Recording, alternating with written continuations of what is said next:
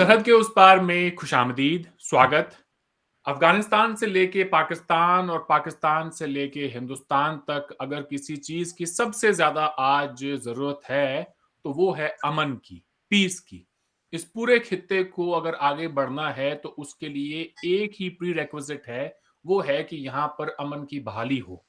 दोस्तों, एक बड़ी खबर आ रही है पाकिस्तान के उस इलाके से जो कि अफगानिस्तान के करीब लगता है, स्वात से, जहां पर तकरीबन 40 घंटे से लोग धरने पे बैठे हुए थे, एहतजाज कर रहे थे इस बात के लिए कि तालिबान के हाथों जो है एक स्कूल वैन पे अटैक हुआ जिसमें ड्राइवर की मौत हुई और 2 बच्चे जख्मी हुए। लोग इस बात को लेके बहुत ज्यादा खौफजदा हैं कि यहां पर फिर से एक मिलिटेंसी का दौर ना शुरू हो जाए। आज के प्रोग्राम में हम इसके हवाले से बात करेंगे। साथ ही में जनरल बाजवा ने एक बड़ी अहम स्पीच की है पाकिस्तान मिलिट्री एकेडमी की कोई सेरेमनी के ऊपर, जहां पे उन्होंने रीजनल पीस की बात की और उन्होंने भी कहा कि जो स्टेटस को बना हुआ है ये इस पूरे खित्ते के लिए डेवस्टेटिंग हो सकता है, तो हमें आगे बढ़ना है तो उसके लिए अमन की बहुत ज्यादा जरूरत है। हमें ज्वाइन किया है बैरिस्टर हामिद बशानी साहब ने। प्रोग्राम में आपका खैर मकदम है बशानी साहब। थैंक यू ना। जैसा मैंने कहा कि आज ये बड़ा एक अनपॉपुलर सा एक टॉपिक है। वैसे तो लोगों की ज्यादा दिलचस्पी नहीं होती है अमन के अंदर, लेकिन तालिबान के खिलाफ पाकिस्तान के ट्राइबल एरियाज के अंदर जहां पर एक ये तासुर दिया जाता है कि जी तालिबान की हिमायत में बहुत ज्यादा लोग हैं, वहां पर लाखों की तादाद में 40 घंटे तक लोग धरने पर बैठे रहे। आखिरकार इंतजामिया ने जब उनको यकीन दहानी करा दी कि जी हम इस मामले में कुछ न कुछ करेंगे, तब जाके वो धरना खत्म हुआ है। क्या ये एक अच्छा शगुन है? देखें जी, पहली बात यह है कि ये जो पूरा वाकया है बड़ा अफसोसनाक है कि लोगों को इस तरह की सिचुएशन का सामना करना पड़ रहा है, इस फियर को फेस करना पड़ रहा है कि तालिबान जो हैं वो रिक्लेम कर सकते हैं अपना पुराना स्टेटस उस इलाके में। लेकिन ये मिथ है कि वहाँ तालिबान के हमायती हैं, या आपने अभी कहा कि जैसा कि लोग समझते हैं, ऐसी कोई बात नहीं है। ये जो है ये पख्तूनख्वा का जो पख्तून इलाका है सारा, जहाँ पश्तू स्पीकिंग लोग हैं, उसकी हिस्ट्री को और उसके पूरे जो है वो सोशियो इकोनॉमिक फॉर्मेशन को मिसअंडरस्टैंड करने वाले लोग कहते हैं इस तरह कि जी यहाँ पे कोई तालिबान को हमायत हासिल है। तालिबान ने वहाँ पे पूरे हुकूमत की, पूरे कब्जे किए। जिस तरह के स्वात में उन्होंने एक ज़माने में अपनी स्टेट कायम कर दी थी और उन्होंने इतनी स्ट्रेंथ गेन कर ली थी कि लोग कहते थे कि वो कुछ दिनों की बात है तो वो इस्लामाबाद से सिर्फ 40 किलोमीटर दूर रह गए। और आपको याद होगा उस वक्त जो वाक़यात होते थे इस्लामाबाद में भी, जो मोरालिटी पुलिस टाइप किस्म के वाक़यात होते थे, उनमें भी तालिबान का हाथ होता था। लेकिन हकीकत ये थी कि उस वक्त भी जब वो अपनी पावर के पीक पे थे तो उस वक्त भी अवाम जो है उनके साथ नहीं थे। और ये मैं पाकिस्तान का जो पख्तूनख्वा बेल्ट है जो पाकिस्तान के साथ एफिलिएटेड है उसकी बात कर रहा हूँ। जहाँ तक अफगानिस्तान की बात है, 100% ये एग्जाम्पल बिल्कुल सही है। अफगानिस्तान के अवाम कभी भी तालिबान के साथ नहीं रहे।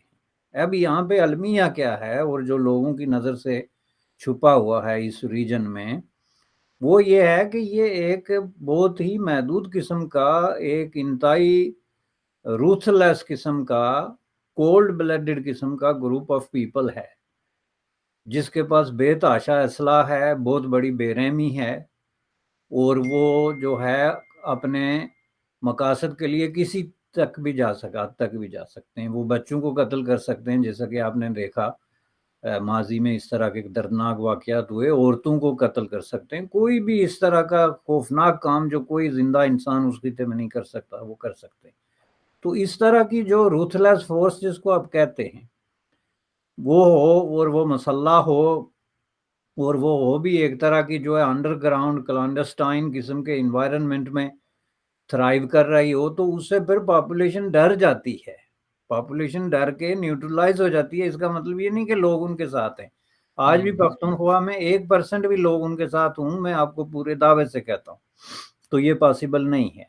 اب یہ جو فینامینن چل رہا ہے اس نے اس پورے خطے کو خراب کیا ہوا ہے، اور یہ جو پختونخوا کی اب بات کر رہے ہیں، اب اس میں یہ جو طالبان واپس آ رہے ہیں، آپ یہ دیکھ لیں کہ کل طالبان کی تعداد کتنی ہوگی، اور ان کی واپسی کا ہرگز مطلب یہ نہیں کہ وہاں سوات یا ارد گرد کے علاقے کے لوگ جو ہیں وہ ان کے ساتھ ہو گئے، یا ان کی ہمدردیاں جو ہیں وہ پولیٹیکل پارٹیز سے یا دوسرے گروپوں سے جو ہے بدل کے تو طالبان کے ساتھ ہو گئے، ایسا کوئی کیس نہیں ہے جی بلکہ حقیقت یہ ہے کہ وہ ڈر گئے۔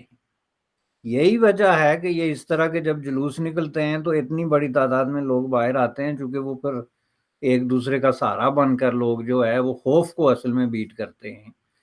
اور اس میں یہ جو پرابلم ہے اس کی وجہ جو انٹرنل کانفلکٹ بھی ہے، جو انتظامیہ کے درمیان پاکستان میں ود ان دی اسٹیبلشمنٹ ایک عرصے سے جو لڑائی جاری ہے، یہ اس کی ریفلیکشن بھی ہے۔ کچھ لوگ ہیں جو ان کو انکریج کر رہے ہیں، ان کو کھلی چھٹی دے رہے ہیں، اور کچھ لوگ ایسے ہیں جو سیکیورٹی فورسز کو یا لا انفورسمنٹ ایجنسیز کو اس طرح کا فری ہینڈ نہیں دے رہے یا ان کو اس طریقے سے استعمال نہیں کر رہے ان کے خلاف۔ تو اس وجہ سے یہ ایک انٹرنل پالیٹکس بھی جو ہے وہاں پہ رول پلے کر رہی ہے، لیکن مجموعی طور پہ اگر دیکھا جائے تو یہ ڈیفینیٹلی امن کے لیے ایک بہت بڑی تھریٹ ہے، اور اس خطے میں افغانستان اور پاکستان میں امن جو ہے وہ جتنا ایک ایکسٹرنل ایشو ہے اس سے کہیں زیادہ انٹرنل ایشو ہے، کیونکہ پیس ودن جو ہے میں سمجھتا ہوں کہ پری ریکوزٹ ہوتا ہے پیس ود یور نیبرس۔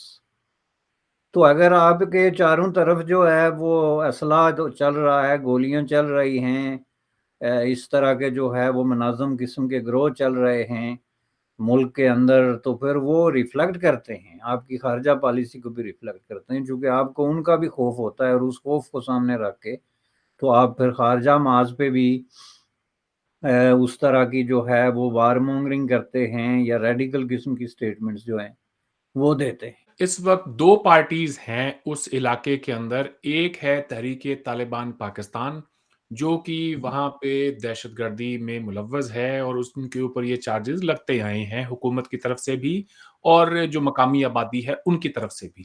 دوسری طرف ہم دیکھتے ہیں کہ پشتون تحفظ موومنٹ کے جو لیڈرز ہیں وہ بھی ہیں۔ تو ایسے میں اسٹیٹ آف پاکستان کو کیا یہ عقل نہیں آنی چاہیے کہ وہ پی ٹی ایم کے جو لوگ ہیں ان کو اکوموڈیٹ کرے، ان کو مین سٹریم کرے، انہیں نیشنل میڈیا میں جگہ دے؟ ان کا بیانیہ بھی وہی ہے جو کہ حکومت پاکستان کا بیانیہ ہے، دونوں ہی امن چاہتے ہیں۔ پھر پی ٹی ایم کو آج تک جس طرح کی ایک ریکگنیشن ملنی چاہیے تھی وہ کیوں نہیں مل پا رہی؟ یہ بڑا امپورٹنٹ سوال ہے اس حوالے سے کہ یہ اصل میں جو سیٹنگ گورنمنٹ ہے یا جو بھی طاقتور حلقے ملک کو رول کر رہے ہوتے ہیں ایک گیون ٹائم میں، سیٹنگ گورنمنٹ کی میرے نزدیک کوئی اہمیت نہیں ہے، چونکہ آئی ڈونٹ تھنک کہ وہ پالیسیز کو کسی طریقے سے انفلوئنس کر رہے ہیں۔ وہ ایک شو پیس کے طور پہ ایک جو کانسٹیٹیوشنل ریکوائرمنٹ ہے وہ پوری کرنے کے لیے بٹھائے گئے ہیں، کوئی وزیر دفاع ہے، کوئی وزیر خارجہ ہے، لیکن ان فیکٹ یہ جو اس طرح کے کریٹیکل ایشوز ہیں ان پہ میں نہیں سمجھتا کہ ان کا ایون ان پٹ بھی شامل ہے یا وہ اس میں انٹرسٹڈ ہے۔ اب اس میں انٹرسٹڈ کیوں نہیں ہے، اس کی وجہ یہ ہے کہ ان کی اصل جنگ جو ہے اپنے سیاسی مخالفین کے خلاف ہے، جن سے وہ اس قدر خوف زدہ ہیں کہ اس کے لیے وہ کچھ بھی کرنے کے لیے تیار ہیں۔ یہ چیزیں جو ہیں یہ ایک سیکنڈ اور تھرڈ ان کے لیے میرے خیال میں جو ہے وہ اس میں آتی ہیں، لیکن اس جو بھی وہاں کے ڈیسیجن میکر ہیں یا آپ ان کو پالیسی میکرز کہہ سکتے ہیں، ان کی یہ بڑی امپارٹنٹ قسم کی پالیسی ہے کہ پی ٹی ایم ٹائپ قوتوں کو نو میٹر کے وٹ دے سے، اور ان کا جو سٹیٹمنٹ ہے امن کے سوال پہ ان کے ساتھ کتنی ملتی ہے یہ امپارٹنٹ نہیں ہے، لیکن ان کو کسی بھی طریقے سے جو ہے وہ پبلک کے اندر ایز اے پولیٹیکل فورس کے یا ایز اے کوئی بھی ایک ایکٹیوسٹ قوت کے ان نہ ہونے دیا جائے۔ اس کی وجہ یہ ہے کہ بات یہ نہیں کہ وہ بات کیا کر رہے ہیں، پی ٹی ایم نے کبھی بھی کوئی غلط بات اس طرح کی نہیں کی۔ پہلی بات یہ ہے کہ وہ نان وائلنس کی بات کر رہے ہیں، جو کہ ہر دور میں ہر اسٹیٹ کی ایک بنیادی ضرورت ہوتی ہے، وہ اسٹیٹ کتنی بروٹل کیوں نہ ہو، لیکن وہ جتنا زیادہ سوسائٹی میں عدم تشدد ہوگا، امن و امان ہوگا، اتنا زیادہ ان کو اپنا معاملات چلانے کا جو ہے وہ موقع ملے گا. اس لیے یہ تو ہمیشہ ایک پرماننٹ ضرورت ہوتی ہے، سوائے ان سٹیٹس کے جو عوام کو ایز اے پراکسی یوز کر کے تو کہیں وائلنس کریٹ کر کے مخالفین کو کچلتے ہیں یا اس طرح کی باتیں جو ہے وہ کرتے ہیں. پی ٹی ایم سے ان کا مسئلہ یہ ہے کہ ان پہ وہ مشکوک ہیں، وہ اس طرح کی کسی قوت کو بھی ٹرسٹ نہیں کرتے جو کہ ان کا جو سٹیٹس کے بارے میں ایک لگا بندہ ایک بیانیہ ہوتا ہے، اس کو کسی بھی طریقے سے جو ہے وہ چیلنج کرنے کی کوشش کریں. بے شک ان کا بیانیہ at the end of the day وہی ہو، مثلا وہ بھی پرو پاکستانی ہوں، اسٹیٹ آف پاکستان کی جو انٹیگریٹی اور سیکیورٹی ہے اس کے بھی ان کے وہی نظریات ہوں، لیکن ان کا بیانیہ وہ اگر نہیں ہے تو اس کا مطلب ہے وہ محب وطن نہیں ہے. یہ پاکستان کا ایک بہت ہی کریٹیکل قسم کا المیہ رہا ہے، اور یہی سب سے بڑا پرابلم ہے، جس کی وجہ سے ہوتا کیا ہے کہ محب وطنی جو ہے اس پہ ماناپلی قائم ہو جاتی ہے کہ جو بات ہم کر رہے ہیں یہی محب وطنی ہے. حالانکہ محب وطنی کے کئی شیپس اور ڈیفینیشنز ہو سکتی ہیں. جب آپ کا اینڈ جو ہے، بات کا اینڈ آپ کا سیم ہے، مثلا آپ جو ہے وہ کہتے ہیں جی وائلنس نہیں ہونی چاہیے، چونکہ ان علاقوں میں سب سے بڑا پرابلم وائلنس ہے، اور وائلنس جو ہے اس کے کئی چہرے ہیں وہاں ملیٹنسی بھی ہے، فارن ایلیمنٹ بھی ہے، وہاں پہ جو ہے سیکیورٹی ورسز جو مقامی آبادی ہے ان کے درمیان بھی ایک جو ہے خونی قسم کا کانفلکٹ چل رہا ہے. وہاں پہ طاقت کے استعمال اور جو لوکل لوگوں کے درمیان بھی ایک کانفلکٹ ہے، تو اس کی کئی شکلیں ہیں. تو اس میں اگر اس طرح کی کوئی فورس ہے جو باہر آ کے، تو جس کو وہ مولوی لوگ کہتے ہیں نا فی سبیل اللہ، جس کو ہم والنٹیرلی کہتے ہیں، تو والنٹیرلی آ جائے کہ جی ہم نان وائلنس کی بات کرتے ہیں اور امن قائم کرنا چاہتے ہیں، تو وہ ظاہر آپ کے نیچرل الائز ہیں. لیکن اسٹیٹ ایسا نہیں سمجھتی، چونکہ اس کے لیے سب سے پہلے ان کے ہاتھ پہ بیعت کرنا ضروری ہے. ہاتھ پہ بیعت کرنے کا مطلب یہ ہے کہ you have to declare your alliances اور اپنی ساری انٹینشنز کے ہم آپ کا جو بیانیہ ہے، جو آپ کی جو ہے وہ بھی نیریٹو ہے، ہم اس سے 100% اتفاق کرتے ہیں، تو پھر آپ کو وہ موقع دیں گے کہ آپ جو ہے وہ پیس کی بات کریں. ورنہ آپ کا پیس ان کا پیس نہیں ہوتا، نہ آپ کی جو ہے نان وائلنس ان کی نان وائلنس ہوتی ہے. یہی تو ہو رہا ہے پورے پختونخوا کی پالیٹکس میں. آپ دیکھیں کہ باچا خان سے بڑا امن پسند جو ہے کون ہو سکتا تھا؟ پیس ایکٹیوسٹ، جس نے ساری زندگی جو ہے اتنی طویل قسم کی جدوجہد کی، جس کا پورا اس کا جو ہے وہ نقطہ جس کو کہتے ہیں آپ پورا سینٹر آف دا ہول جو سٹرگل ہے وہ پیس رہا ہے. اس کے بعد اس سے بڑا نان وائلنس کا علمبردار کوئی نہیں ہو سکتا. وہاں پہ سینکڑوں لوگ اس کے سامنے جو ہے مار دیے گئے، ان پہ تشدد کیا گیا جو نان وائلنس کی وجہ سے ان کو ریزسٹنس سے روک دیا گیا. پوری ہسٹری پڑی ہوئی ہے. جی اب باچا خان نے انڈیا پاکستان کے ایشو پہ جو ان پہ نظریات تھے اس پہ بھی انہوں نے بڑی حد تک ماڈیفائی کر لیا تھا اور کہا تھا کہ اب ہم پاکستان میں آ گئے ہیں تو ٹھیک ہے ہم اس کو چلائیں گے. لیکن اس کے باوجود انہوں نے باچا خان پہ ٹرسٹ نہیں کیا، بلکہ وہ پاکستان کے پہلے قیدیوں میں سے ایک قیدی رہے جو اپنی موسٹ آف دا لائف یا انہوں نے بیہائنڈ دا بارز گزاری یا ایگزائل میں گزاری. حالانکہ ایک آدمی نے نہ گولی چلانی ہے، نہ پتھر مارنا ہے، نہ اسٹیٹ کے لیے کوئی پرابلم کریٹ کرنا ہے، تو اس کو اگر اس کی زندگی کا آپ پورا حصہ تقریباً جو ہے اس کو جیل میں یا ایگزائل میں گزارنے پہ مجبور کرتے ہیں، تو اس کے پیچھے آپ کا اپنا جو ہے وہ جو سسپیشن ہے اور سینس آف انسیکیورٹی ہے اور اپنے آپ پہ جو ہے مسٹرسٹ ہے. یہ میں نہیں کہتا کہ یہ باچا خان پہ مسٹرسٹ ہے، بلکہ اپنے آپ پہ مسٹرسٹ ہے. آپ میں اتنا کانفیڈنس ہی نہیں ہے کہ آپ اس طرح کی کسی جینون ٹاورنگ اور لارجر دین لائف پرسنالٹی جو ہے اس کو فیس بھی کر سکیں. لہٰذا اس کو جیل میں رہنا چاہیے یا افغانستان میں ایگزائل میں رہنا چاہیے. یہی ایگزیکٹلی جو ہے وہ مسئلہ جو ہے وہ پی ٹی ایم کے ساتھ بھی ہے. اور یہ اسٹیٹ کی انسیکیورٹی، مسٹرسٹ، سسپیشن اور پیپل کو جو ہے عوام کے ساتھ جو ہے وہ ایک طرح کی نفرت اور شک جو ہے اس کی ریفلیکشن. हालाँकि उन्होंने कभी ये नहीं कहा कि हम पाकिस्तान को तस्लीम नहीं करते या हम अपने आप को अफ़गानिस्तान के साथ में खड़ा पाते हैं। वो अपने आप को पाकिस्तानी ही डिक्लेयर करते हैं, अगर कोई बात है तो वो अपनी राइट्स की है, जो कि मैं समझता हूँ हर सिटिज़न का हक है कि उसके ऊपर वो बात करे। ख़ैर this is for Pakistani government and the state to सी कि वो किस तरह से उन्हें अकोमोडेट करते हैं, लेकिन अच्छा है कि आपने अपने तासुरात को बयान किया। आई एम श्योर बहुत सारे लोग इस पे जो हैं यही राय रखते होंगे। आगे बढ़ते हैं, पाकिस्तानी आर्मी के चीफ जनरल बाजवा ने अभी 2 रोज़ पहले एक बड़ी इम्पोर्टेंट स्टेटमेंट दी कि इस खित्ते ने अगर तरक्की करनी है, गरीबी, भुखमरी, बेरोज़गारी, क्लाइमेट चेंज, इन तमाम इश्यूज़ से अगर हमने डील करना है, तो यहाँ पर पीस का होना बहुत ज़रूरी है।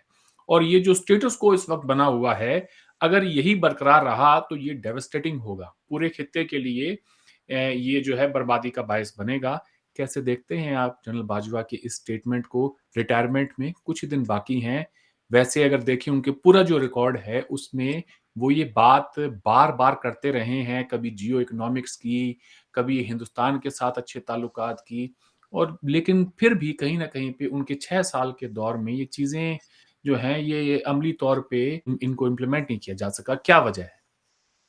देखें जी, ये बुनियादी तौर पे है तो रेटरिक है, लेकिन एक इंटरेस्टिंग किस्म की रेटरिक है। और ये हुँ। जो बात आप कर रहे हैं कि ये बार-बार करते रहे, बिल्कुल सही है। बाज़ लोग इसको बाजवा डॉक्ट्राइन कहते हैं, जिसमें उन्होंने ओपनली बार-बार ये कहा कि हमारा दुश्मन जो है वो विदिन कंट्री है, जिसका मतलब ये टेररिस्ट, मिलिटेंट, ये जो तालिबान, ये सारी चीज़ें थी क्लियरली।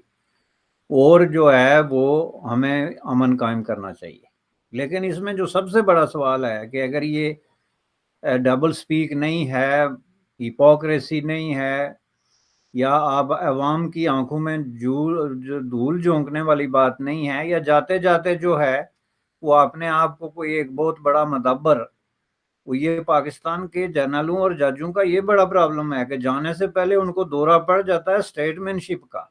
आप अगर गुज़श्ता 5-6 साल की हिस्ट्री देखें ना, तो जाने से 3-4 महीने पहले वो छलांगे लगाना शुरू हो जाते हैं कि यानी इंसाफ होना चाहिए। भाई एक आदमी एज ए चीफ जस्टिस 15 साल से जुडिशरी में as a justice and lawyer and then chief justice sitting है, उसको ये नहीं पता कि जो क्रम्बलिंग किस्म का जस्टिस सिस्टम है आपका, एक खौफनाक किस्म का जिससे खून टपक रहा है, उसको दुरुस्त करने की ज़रूरत है। ये इंकशाफ आपको 3 महीने पहले होता है। 2 महीने पहले अचानक आपको वही उतरती है कि यहाँ पानी नहीं है, तो डैम बनाना बड़ा ज़रूरी है। जर्नल को ख्वाब आ जाता है जी इंडिया से हमारी कोई दुश्मनी नहीं। आप मुझे ये बताएँ कि ये आदमी जिसको जनरल बाजवा कहते हैं, ये गुज़श्ता 4-5 सालों में पाकिस्तान का सबसे ताकतवर तरीन आदमी रहा है। इसको किसी से कोई मुतालबा करने की ज़रूरत नहीं है कि ये शहबाज शरीफ से या इमरान खान से मुतालबा करे कि इंडिया से अमन कायम करो। बल्कि इसने अगर अमन चाहिए तो ये खुद कायम करना है। ये इनके हाथों की लकीर है, उस पे लिखा हुआ है कि आपने अमन कायम करना है या नहीं करना। अब ये बात करना लोगों को बेवकूफ़ बनाने वाली बात है। आप किससे मुतालबा कर रहे हैं भाई? अल्लाह से? आपके ऊपर तो है ही कोई नहीं। सारे सियासतदान दो जानू होके आपके सामने बैठते हैं। कभी आपको जनाब जो है हाथ जोड़ते हैं कि न्यूट्रल बनो, कभी हाथ जोड़ते हैं कि ना बनो। उनका जो जोकर किस्म का एटीट्यूड है वो सब दुनिया के सामने है। You are the most powerful और मोस्ट जो है important decision making force in the country. आप किसको बता रहे हैं कि अमन की जरूरत है भाई? जैसे हम मुतालबा करते रहते स्टूडेंट जमाने में कि हमें क्लासरूम की जरूरत है या अगली जो है वो कोई मराहत की जरूरत है जो कि हुकूमत ने देनी होती। ये जो है, इसीलिए मैं कहता हूँ कि ये बहुत बड़ी मुनाफिकत है। कोई भी आदमी जिसके अपने हाथ में डिसीजन मेकिंग की पावर्स होती हैं, उसको इस तरह की स्टेटमेंट्स नहीं देनी चाहिए। ये डॉक्ट्राइन नहीं बतानी चाहिए कि अमन बहुत अच्छी चीज़ है। ये हम हज़रत आदम अलैहिस्सलाम के ज़माने से लेके जानते हैं। जो लोग नहीं जानते आदम अलैहिस्सलाम की हिस्ट्री, इट मीन्स जब से इंसान चलना शुरू हुआ, जब से उसकी स्पीशीज इंसानी में तब्दील हुई, उस दौर से लेके आज तक हम ये डॉक्ट्राइन जानते हैं कि अमन से इम्पोर्टेंट चीज़ कोई नहीं। ये किसको बता रहे हैं आप? अब ये जो है इंडिया की बात आती है तो इनके माथे पे जो है वो घूर, और इनके मुंह से जो है अक़वाम मुत्तहिदा की यूजलेस और सेनलेस किस्म की करारदादों का विर्द जारी हो जाता है। اور یہ اس طرح کی باتیں کرنا شروع ہو جاتے ہیں نہ جو انڈیا کی سمجھ میں آتی ہیں نہ انٹرنیشنل کمیونٹی کی سمجھ میں آتی ہیں، تو ان سے مراد امن یہی ہے کہ ان کی مرضی پوری کر دیں۔ بر صغیر میں امن کا مطلب یہ ہے کہ ہماری خواہشات پوری کریں، اگر نہیں کریں گے، اسی لیے ولی خان نے یہ کہا تھا اور بہت خوبصورت بات کی تھی اس نے کہ پاکستان جو ہے وہ ساؤتھ ایشیا میں بدماش کا کردار ادا کر رہا ہے کہ جی یہ کر دیں ورنہ یہ نہیں ہو سکتا ہے۔ اب دیکھیں یہ سٹیٹمنٹ پاکستان کے ہر اخبار میں ایوری سنگل ڈے اپیئر ہوتی ہے کہ مسئلہ کشمیر حل کیے بغیر جنوبی ایشیا میں امن قائم نہیں ہو سکتا۔ یہ سٹیٹمنٹ اس سے کامن سٹیٹمنٹ اور کوئی پاکستان کی جرنلزم کی ہسٹری میں اتنی زیادہ اپیئر نہیں ہوتی جتنی یہ ہوتی ہے بالکل ایوری سنگل ڈے۔ تو اس کے پیچھے کون ہے؟ آپ اگر اخبارات کو پابند کر سکتے ہیں کہ وہ ایک حرف لکھنے سے پہلے 100 دفعہ غور کریں اور آپ سے پوچھ کے لکھیں تو یہ سٹیٹمنٹ آپ کو نظر نہیں آتی۔ آپ یہ ایک پورا جناب فراڈ ہے، سیدھا سیدھا فراڈ ہے۔ اس میں کسی کو جو ہے نمبر دینے کی اور کریڈٹ دینے کی ضرورت نہیں ہے۔ اس میں اگر باجوہ صاحب نے کو امن چاہیے تو پاکستان میں فوج سے زیادہ طاقتور کوئی ادارہ نہیں ہے، اور ابھی تک پاکستان میں کوئی ایسی قوت موجود نہیں ہے جو فوج کی خواہشات کو اور ان کے ڈاکٹرائنز کو اور ان کی گائیڈ لائن کو اگنور کر سکے۔ تو امن کے لیے پھر بات کرو، لیکن امن کے لیے جو بات آپ کر رہے ہیں وہ وہی جناب جو ہے نو من گھی اور رادھا ناچے والی بات ہے، تو وہ تو ذرا چل نہیں سکتی۔ بالکل ٹھیک کہہ رہے ہیں آپ بشانی صاحب۔ جب بھی اس طرح کی کوئی سٹیٹمنٹ آتی ہے تو ہم یہ سوچتے ہیں کہ یہ مطالبہ کر رہے ہیں تو کس سے کر رہے ہیں؟ آپ ہی نے کرنی ہے۔ اگر کوئی امن یہاں پہ آپ نے امن قائم کرنا ہے تو کوئی اور تو نہیں کر سکتا۔ اب یہ جو ہمارے ایل او سی پہ سیز فائر ہوئی ہے یہ بھی دونوں ملک کی افواج کا ہی انیشیٹو تھا۔ تو جب آپ وہاں اس محاذ پر ایک انیشیٹو لے سکتے ہیں تو پھر وہ جو ٹریڈ کو لے کر بھی 3-4 دفعہ کوششیں ہوئی ہیں اور یہ بعد میں پیچھے ہٹ جاتے ہیں، تو اس میں اگر آرمی چیف یہ کہہ دیتے ہیں کہ جی ہاں ہم نے تو ٹریڈ کرنی ہی کرنی ہے اور یہ ایک پری ریکوزٹ ہے امن کے لیے، تو پھر بات ختم ہو جاتی ہے۔ سویلین حکومت کی پھر کیا مجال کہ وہ کوئی جو ہیں یہ فیصلے پہ جا کے اور فوج سے سوال پوچھیں یا ان کو جو ہے جا کے منع کریں کہ جی ہم نہیں کرتے ٹریڈ۔ ان کا تو یہ مسئلہ ہے ہی نہیں، مسئلہ تو ہے ہی ڈیپ سٹیٹ کا۔ تو خیر یہ تھا آج کا پروگرام۔ آج آپ نے وقت دیا بشانی صاحب، آپ کا بہت بہت شکریہ۔ Thank you so much. Thank you جناب۔